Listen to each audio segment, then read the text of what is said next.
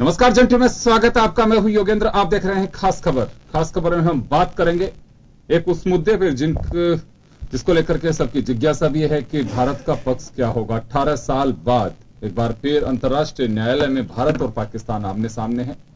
बात मानव अधिकारों की लड़ाई की है और भारत की ओर से जाने माने अधिवक्ता हरीश साल्वे ने अपना पक्ष रखा है। उन्होंने कहा है कि मानव अधिकारों का उल्लंघन हुआ है और पूरी तरह से कह सकते हैं कि धज्जियां उड़ा गई हैं। उन्होंने अपने तर्क भी दिए और कहा कि जिस तरह से एक काउंसलर एक्सेस होते हैं उस तरह से भी उनको कोई किसी तरह से मदद नहीं दी गई। और ये भी कहा है कि जाधव का किडनैप किया गया ईरान से, जबकि पाकिस्तान का दावा है कि उन्हें बलूचिस्तान से अरेस्ट किया गया था 3 मार्च 2016 को। खैर चलिए हम जानना चाहेंगे। हमारे साथ वरिष्ठ अधिवक्ता ए.के. जैन साहब हैं, वरिष्ठ पत्रकार और विश्लेषक ओम सैनी साहब हमारे साथ हैं, भाजपा नेता पंकज जोशी साहब हमारे साथ हैं, कांग्रेस नेता नगेंद्र सिंह हमारे साथ हैं। लेकिन एक बार मैं आपको सुनवाना चाहूंगा कि नीदरलैंड में हरीश साल्वे किस तरह से अपना पक्ष रख रहे हैं। He said Commander Jadhav, who is responsible for espionage, sabotage and terrorism in Pakistan, was tried according to the laws of the land in a fully transparent manner while preserving his right as per the Constitution of Pakistan. His sentence is based on credible specific evidence proving his involvement in espionage and terrorist activities in Pakistan, resulting in the loss of scores of precious lives of Pakistanis. End of quote.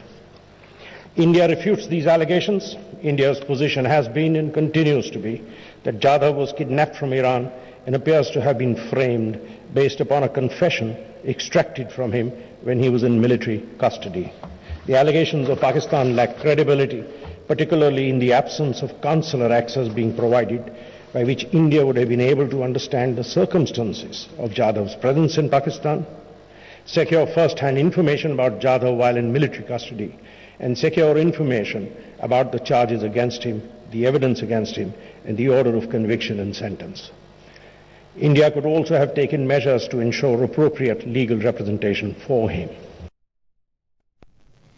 चलिए, साल्वे साहब कह रहे हैं कि उनका kidnap किया गया Iran से और किडनैप के बाद में जिस तरह का ट्रायल आर्मी कोर्ट में किया गया है, बिल्कुल भी उन्हें किसी तरह की कोई कानूनी प्रक्रिया से अवगत नहीं कराया गया, ना ही किसी तरह की उन्हें कोई हेल्प दी गई है। मानव अधिकारों के निलंबन का उल्लंघन है, इसी साफ तरह से धज्जियां उड़ाई गई हैं। और पाकिस्तान में इस तरह की अगर हरकतें होंगे तो अंतर्राष्ट्रीय न्यायालय के समक्ष हम अपना पक्ष रख रहे हैं। और एक मानव अधिकारों को लेकर के जिस तरह से अंतर्राष्ट्रीय मंचों पर बहस चलती है उस पर भी सवाल या निशान लगेंगे।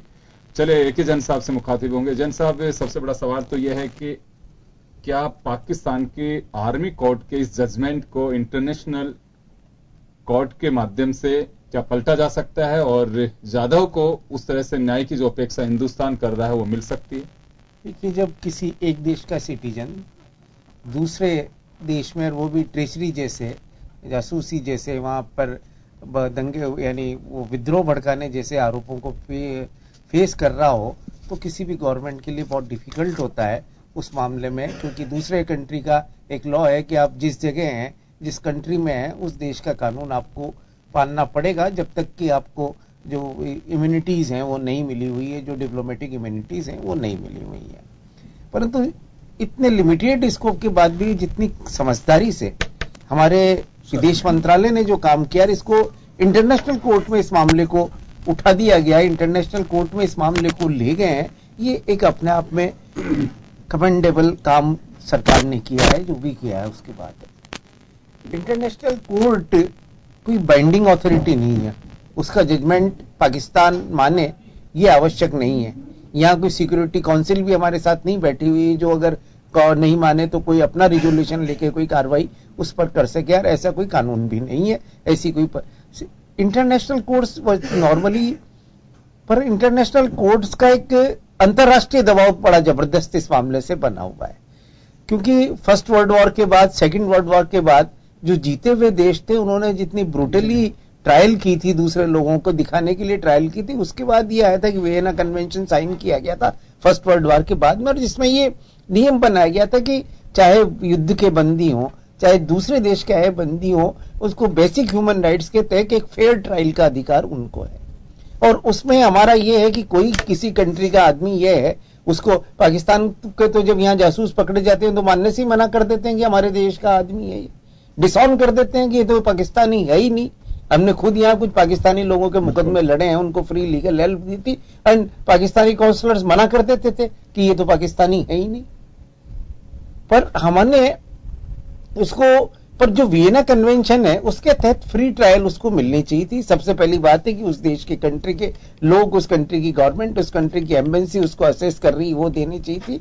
उसको बताया जाना चाहिए था कि उसके खिलाफ चार्ज क्या है, एविडेंस क्या है, वो खुल के आनी चाहिए। ये फ्री एंड फेयर ट्रायल का वियना कन्वेंशन है जिस पर सिग्नेटरी पाकिस्तान भी है और हिंदुस्तान भी है, और ये एक बेसिक लॉ है कि अगर आप किसी इंटरनेशनल ट्रीटी पर सिग्नेटरी हैं तो ये आपके कानून का भाग है।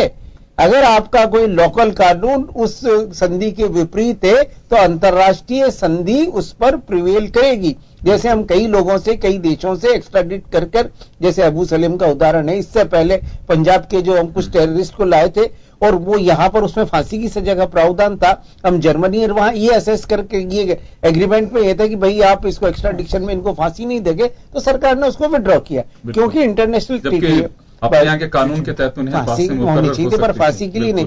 तो वही स्थिति है कि आप बड़े क्लेवरली हरीश साल्वे ने इस बात को उठाया है, उन्होंने इस फैक्ट्स को उठाया कि ईरान से उठाया, इसकी फ्री ट्रायल होनी चाहिए थी। मार्च में आपने पिछले साल 2016 में पकड़ा, उसके बाद उसे काउंसलर असेस नहीं दी, उसको परिवार वालों को सूचना दी गई, आपने मिलिट्री के एक बंद कमरे में ट्रायल कर दी। हमने कसाब की ट्रायल की, ओपन ट्रायल की, हमने लीगल एड प्रोवाइड की थी उसको, हमने एमिकस क्यूरे प्रोवाइड किया गया था, उनकी सारी उसकी सारी सुविधाएं उनको की थी। हालांकि कुछ राजनीतिक दलों ने तो मजाक भी उड़ाया था कि वो बिरयानी दी जा रही है, बिरयानी जैसी बात नहीं हुई थी हालांकि, पर वो एक फ्री ट्रायल, अगर हम आज के परिप्रेक्ष्य में देखें तो हमने कितना फेयरली उस ट्रायल को किया था लंबे समय, और यहाँ किस तरह से ट्रायल की जा रही है।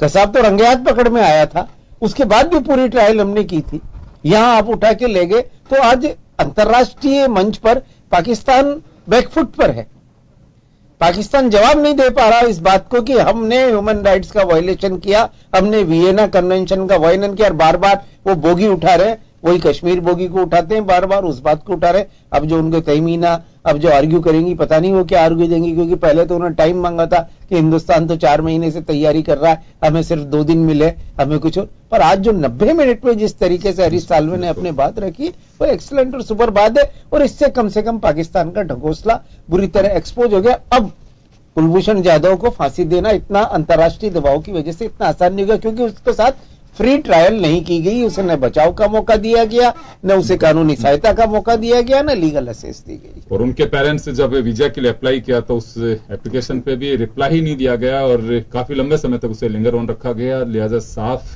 कहा जा सकता है कि उन्हें किसी भी तरह की लीगल जो एक हेल्प मिलनी चाहिए थी वो नहीं मिल पाई। और वकील साहब साफ फरमा रहे हैं कि हमारे यहाँ पे बहुत सारे ऐसे केसेज हुए और ये बात अक्सर देखी जाती है कि पाकिस्तान के नागरिक, उनकी सब तरह से एक जो घुसपैठियां हो या फिर किसी भी मामले में जो लिप्त लोग पकड़े जाते हैं और वो पाकिस्तानी नागरिक होने के बावजूद भी इनकार कर दिया जाता है कि पाक से इनका कोई ताल्लुक है ही नहीं।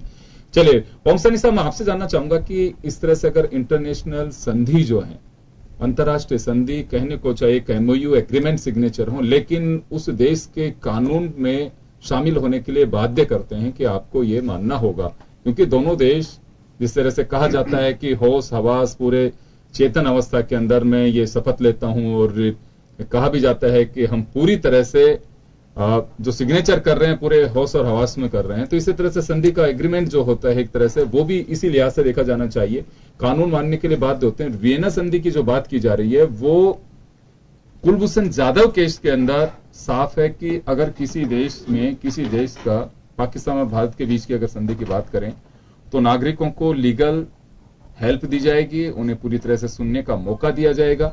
अब यहां पे इसका पूरी तरह से हम कह सकते हैं कि संधि का एक तरह से उल्लंघन हो रहा है। तो क्या माना जाए कि अंतर्राष्ट्रीय संधियों का कुछ महत्व रह पाएगा अगर इस तरह से अगर उनका वायलेशन होता रहा तो? देखिए योगिन जी, इसमें सबसे महत्वपूर्ण बात है कि हरीश साल्वे ने जिस तरीके से सारे नजीरें पेश की है 2 कंट्रीज के साथ में, जो सिस्टम तथ्य पेश किए हैं वैसे न, कि आपको ऐसी स्थिति में ऐसा ही करना होगा, ये बाध्य करने वाली बात है। जज को पूरी तरीके से कन्विंस किया कि इसमें कहीं कोई गुंजाइश है नहीं, और उसके साथ साथ में देखिए इंटरनेशनल प्रेशर तो अपने आप में एक महत्वपूर्ण नियत है, जो अगर तय हो जाती है उसके बाद में उसका दबाव तो काम करेगा। और वो मुझे लग रहा है कि पाकिस्तान मॉरली तो परास्त हो गया हमारी दलीलों से ही। उसके बाद में जज के सामने इन सारे फैक्ट्स को देखते हुए एक फैसला करके बताना पड़ेगा कि देखिए आप इनको फेयर ट्रायल कीजिए और फेयर ट्रायल के बाद में कोई फैसला कीजिए। और फेयर ट्रायल का मतलब है कि हिंदुस्तान से वकील जाए, उसके घर वाले जाएं और उसके साथ में जाकर के जाधव की वकालत करें, उसको एक रास्ता उस तरीके से फैसला होना चाहिए। ऐसा नहीं कि आपने बंद कमरे में कर दिया उसके बाद में फांसी की सजा मुकर। तो लगता ही है कि फांसी की सजा तो निश्चित रूप से टलेगी। अगर नहीं टलेगी और फांसी अगर होती है तो पूरी दुनिया में पाकिस्तान बदनाम होता है, जो पाकिस्तान वर्तमान स्थितियों में वो रिस्क, वो जोखिम उठा नहीं सकता। वो जोखिम उठाने का मतलब है कि आपके साथ में सोवियत संघ, रशिया भी नहीं रहेगा, आपके साथ में पाकिस्तान, अमेरिका भी नहीं रहेगा, आपके साथ में ब्रिटेन भी नहीं और फ्रांस भी नहीं। जब बड़ी ताकतें आपके साथ में नहीं तो उसके पश्चात में आप आगे कैसे बढ़ेंगे? ऐसी स्थिति मुझे लगता ही है कि जाधव को शायद एक जिंदगी जीने का और एक तरीके से न्याय मिलने का रास्ता जरूर हासिल होगा। और संधियों को आप इस तरीके से नेग्लेक्ट नहीं कर सकते, क्योंकि उसके बाद में तो सारी चीजें ही गड़बड़ हो जाएंगी ना। तो अंतर्राष्ट्रीय संधियां जो है मोरली भी आपके लिए बाध्य होती है और राजनीतिक रूप से भी आपके लिए बाध्यकारी होती है। जी नगेंद्र, मैं आपसे जानना चाहूंगा कि आप इंटरनेशनल लॉ के स्टूडेंट भी रहे हैं, कि संधियों का उल्लंघन को लेकर के जिस तरह की बात कही जाती है, कहीं ऐसा तो नहीं होता है कि अंतर्राष्ट्रीय मंच पे भी पावर बहुत महत्वपूर्ण होती है? अगर वास्तव में पावरफुल अगर कोई कंट्री है तो संधि बनवा भी लेता, और संधि नहीं भी होती है तो अपने अंदाज से बनवा करके उसे लागू करवा लेते हैं। और अगर संधि है और कहीं आपस में टकराव के हालात हैं तो कोई संधि मायने नहीं रखती है। लेकिन संधियों के औचित्य पे भी सवाल खड़ा होगा। नहीं, देखिए संधियां जो अंतर्राष्ट्रीय स्तर पर जो संधियां हुई है, कहीं ना कहीं सभी देशों को उसका पूरे तरीके से पालन करना होता है। एक अंतर्राष्ट्रीय दबाव हर देश के ऊपर होता है। लेकिन जहां तक पाकिस्तान की बात है, और पाकिस्तान को अगर हम भारत के संदर्भ में देखें, भारत के संबंध में उसके रिश्ते देखें, तो कहीं ना कहीं पाकिस्तान पहले भी जो है अंतर्राष्ट्रीय संधियों का जो है उल्लंघन करता आया है। और कुलभूषण जाधव वाला जो मामला है वो तो बिल्कुल पूरे तरीके से उसमें तो पाकिस्तान एकदम अंतर्राष्ट्रीय स्तर पर एक्सपोज हो गया है, क्योंकि जिस तरीके से कुलभूषण जाधव की गिरफ्तारी के बाद से लेकर आज तक उनको अपनी पैरवी करने का मौका नहीं मिला। भारत के द्वारा बार बार आग्रह करने पर भारत के जो भी राजनीतिक प्रक्रिया के तहत जो उनको सहयोग कर सकता था भारत, या उनकी दलीलों में को पेश करने के लिए उनको हेल्प कर सकता था, उसके लिए भी भारत को भी जो है वो अवसर नहीं दिया गया।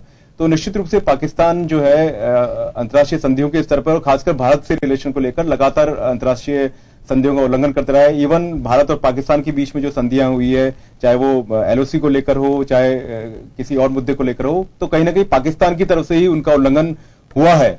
तो मेरे विचार में जो है भारत सरकार के पास एक बहुत अच्छा मौका है कि न केवल कुलभूषण जाधव को न्याय दिलाने की लड़ाई तो हम लड़ ही रहे हैं, साथ ही हम जो हमारे रिश्ते पाकिस्तान के साथ रहे हैं, जिस तरीके से पाकिस्तान लगातार हमारे देश में आतंकवाद को बढ़ावा दे रहा है, पाकिस्तान जो है दोहरी चालें जो है भारत के साथ चल रहा है, उसको एक्सपोज करने का एक बहुत बड़ा अवसर जो है भारत को मिला है। इसमें गौरतलब तथ्य यह है कि पाकिस्तान चाहे करता रहा हो, लेकिन अंतर्राष्ट्रीय न्यायालय में पहली बार हमारी बात को एक्सेप्ट किया गया है। ये बहुत महत्वपूर्ण बात है। अब ऐसी स्थिति में उसके लिए माना जा सकता है नगेंद्र कि सही समय पे भारत की सरकार ने एक सही स्टॉक मारा है, या इसमें भी हम ये देख के चल सकते हैं कि 2016 की जो घटना है उसमें थोड़ा विलंब हुआ है? नहीं, देखिए अब चूंकि ये कुलभूषण जाधव जी जो है हमारे पूर्व सैनिक हैं और हमारे देश का मामला है, तो इसमें मैं नहीं मानता कि किसी तरह की राजनीति की बात हमको करनी चाहिए। पूरा देश और पूरी राजनीतिक पार्टियां सब एकजुट है और सब चाहते हैं कि कुलभूषण जाधव को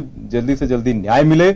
उनको जो है उनकी अपनी जीवन जीने का जो अधिकार उनका है वो उनको मिलना चाहिए, अपनी पैरवी करने का अधिकार उनको मिलना चाहिए। और कांग्रेस पार्टी नहीं, पूरे देश के सभी राजनीतिक दल इस मुद्दे पर जो है केंद्र सरकार के साथ हैं, और केंद्र सरकार को पूरे तरीके से उन्होंने इस विश्वास के साथ बात कही है कि आप अंतर्राष्ट्रीय स्तर के ऊपर जो है अंतर्राष्ट्रीय न्यायालय में तो हम अपनी बात रख ही रहे हैं, और वहां जिस तरीके से पैरवी हुई है तो कहीं ना कहीं एक बहुत सकारात्मक संदेश हम लोगों को मिलता है कि कहीं ना कहीं कुलभूषण जाधव को न्याय मिलने की उम्मीद जगी है। साथ ही भारत को इस समय अंतर्राष्ट्रीय स्तर के ऊपर भी सभी जो देश हैं जिनकी प्रभावशाली भूमिका है उनको जो है इस मुद्दे पर सहमति उनकी बनानी चाहिए कि वो किसी न किसी तरीके से पाकिस्तान पर दबाव बनाए ताकि कुलभूषण जाधव को न्याय मिलने की दिशा में प्रभावी कदम उठाए जा सकें। चलिए, सरकार और देश के सामने एक बड़ी चुनौती है कि अंतर्राष्ट्रीय न्यायालय तक हम पहुंचे हैं, वहां पे हमारी बात को सुना गया है, स्वीकार किया गया है, और जिस तरह से वहां की सेक्रेटरी विदेश सचिव हैं तहमीना जाजुआ, वो कह रही हैं कि समय की डिमांड, लेकिन उसे कंसिडर नहीं किया गया और उन्हें अब अपना जवाब रखने का मौका दिया जाएगा। वो किस तरह से जवाब रखती हैं ये देखने वाली बात होगी। और चलिए पंकज जोशी साहब, आपसे मुखातिब हूंगा कि ये देश के सामने एक चुनौती है और सरकार के सामने एक कूटनीतिक जीत का रास्ता भी है कि भारत को अगर वास्तव में इस प्रेशर के जरिए वियना संधि का हम हवाला देते हुए अगर प्रेशर क्रिएट करते हैं तो मुझे लगता है कि कुलभूषण जाधव के जीने की उम्मीदें बढ़ सकती हैं। बिल्कुल, देखिए जिस तरीके से आप देखिए कि 8 मई को जो है हम लोग अंतर्राष्ट्रीय कोर्ट के, आज 15 तारीख को जो है उसके ऊपर सुनवाई हो रही है। और जैसा कि जैन साहब ने और ओम जी ने और नगेंद्र जी बताया कि भारत जो है इन चीजों के ऊपर, क्योंकि पाकिस्तान की कोई नई बात नहीं है कि पाकिस्तान ये पहली बार कर रहा है, क्योंकि अंतर्राष्ट्रीय संधियों का उल्लंघन पाकिस्तान ने बार बार किया है।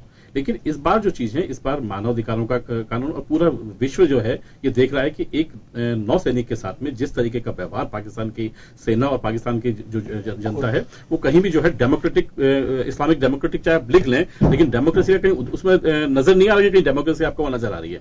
तो ये जो चीजें हो रही हैं इसको जो है पूरा विश्व देख रहा है और देखने के साथ भारत जो है इस चीज को जो है अपने आपको पूरा जो है अपना पक्ष रख रहा है। और बिल्कुल सही कहा जैन साहब ने कि जिस चीज को कसाब को जो है पूरी विश्व ने जो देखा और जिस तरीके का 3-4 दिन का जो पूरा का पूरा जो लाइव हुआ उस चीज के अंदर हालत देखी, उसके बावजूद भी भारत के जो न्याय पद्धति है, भारत के जो अंतर्राष्ट्रीय संधियां हैं उसके अंदर न केवल जो है काउंसिलर प्रोवाइड किया बल्कि उसकी जो सुनवाई थी वो ओपन जो है उसकी सुनवाई की गई, सारी जो उसकी व्यवस्थाएं थी वो की गई और उसको पूरे मौके दिए गए कि वो जो है अपने पक्षों को रख सके। जबकि पूरी देश ने देखा कि उसने जो कृत्य किया था मेरे ख्याल में कोई विश्व में जो है इससे कायरना कृत्य जो है नहीं हो सकता, लेकिन उसके बावजूद भी भारत ने जो है किया। तो ये भारत की अपने आप में जो है न केवल एक मोरल बल्कि भारत की जो सांस्कृतिक है, भारत का जो न्याय के प्रति जो विश्वास है वो दृढ़ हुआ है। और आज जो है साल्वे जी ने यही बात वहां पर कही है कि जिस तरीके के हालात बने हैं, जिस तरीके के एक किसी सैनिक को जो है किसी दूसरे देश से आप ले जाएं, उसके बाद में आप जिस तरीके की हरकत करें और पूरे अंतर्राष्ट्रीय मंच के सामने जिस तरीके से आप अन्याय कर सकते हैं, जिस तरीके से अत्याचार कर सकते हैं,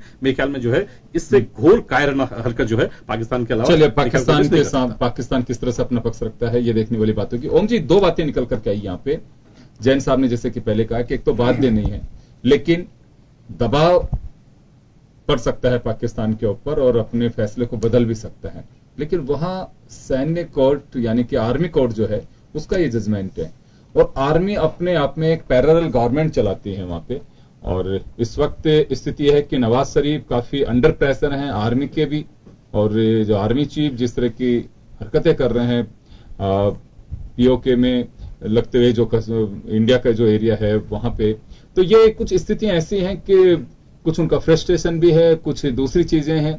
तो क्या माना जा सकता है कि प्रेशर हमेशा सरकार पे होता है, आर्मी पे नहीं, और कोर्ट जो जिस तरह का रिएक्ट वहां कर रही है मुझे लगता है कि आर्मी के प्रेशर में कर रही है, जबकि एक जुडिशरी बॉडी होती है वहां, लेकिन वो आर्मी के तय किए हुए मापदंड, उनकी तर्ज, उसी के अनुसार वो अपने आप को ढालने की कोशिश कर रहे हैं। तो ऐसे में प्रेशर की क्या गारंटी है कि वास्तव में उस प्रेशर को आर्मी सहन कर पाएगी वहां? देखिए, इतिहास तो यही रहा कि वहां की संप्रभुता के हिस्सों में बटी हुई है।